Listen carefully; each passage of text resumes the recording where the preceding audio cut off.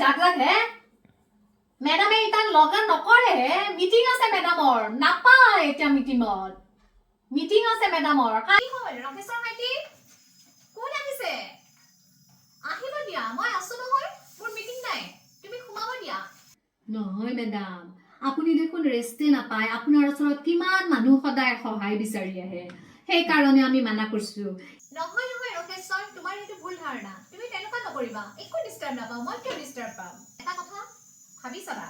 আমি ৰাইজৰ সেৱা কৰিবৰ বাবেহে আমি ইয়াতে আছো তুমিতো ৰাইজৰ সেৱা কৰি আছা আমিতো দৰমহা লৈ আছো আমি ৰাইজৰ সেৱা কৰাৰ বাবে আমি ইয়াতে বহি আছো নকৰিবানে আজি পৰা তেওঁক মাতি দি দিয়া নমস্কাৰ মেডাম স্যাৰ মই বৰ বিপদত পৰিছো এই মাহত মই পইচা কাটা আপুনিতো মোক মাহে মাহে পইচা দিয়ে কিন্তু এইবাৰ মই আহিবই পৰা নাই চকুৰ অসুখ হৈ আছিল ভৰিখনৰ বিষ আহিবই পৰা নাই এইবাৰ যদি আপুনি কেটামান পইচা মোক বেছিকে দিয়া মোৰ বৰ ভাল হয় আচ্ছা এটা কথা কও বাইদেউ মই মাহে মাহে 1500 টকা মই আপোনাক দিছো কিন্তু এতিয়া মই ঠিক কৰিছো যে মই আপোনাক এই পইচাটো মাহে মাহে মই দিয়াটো বন্ধ কৰিম আচ্ছা আপুনি হয়তো বেয়া পাব মই আপোনাক এতিয়া এটা কথা সুধো আপুনি মাহত 1000 টকা লৈ ভাল পাব নে আপুনি 10000 টকা লৈ ভাল পাব নে আপোনাক যদি মই মাহত 10000 টকা খোৱাৰ ব্যৱস্থা কৰি দিও আপুনি তো নিশ্চয় বহুত ভাল পাব কত 1000 আৰু কত 10000 আপুনি এতিয়া সেই 1500 টকাটো আপুনি মাহে মাহে আশা কৰি আহে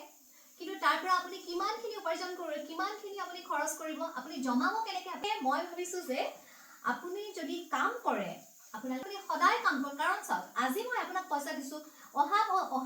মাহত এই মাহত মই ৰিটায়াৰ্ড হৈ আছো গতিকে মই যেতিয়া ৰিটায়াৰ্ড হ'ম তেতিয়া আপুনি আকৌ বেলেগৰ সব সহায় বিচাৰিব লাগিব নহয় জানো গতিকে তেতিয়া হয়তো আপোনাক দিব নোৱাৰিবও পাৰো বা আৰু কোনোবাই দিব নোৱাৰিবও পাৰে গতিকে মই ভাবিছো যেহেতু মই ৰিটায়াৰমেন্ট অহা এই মাহতে হৈ আছো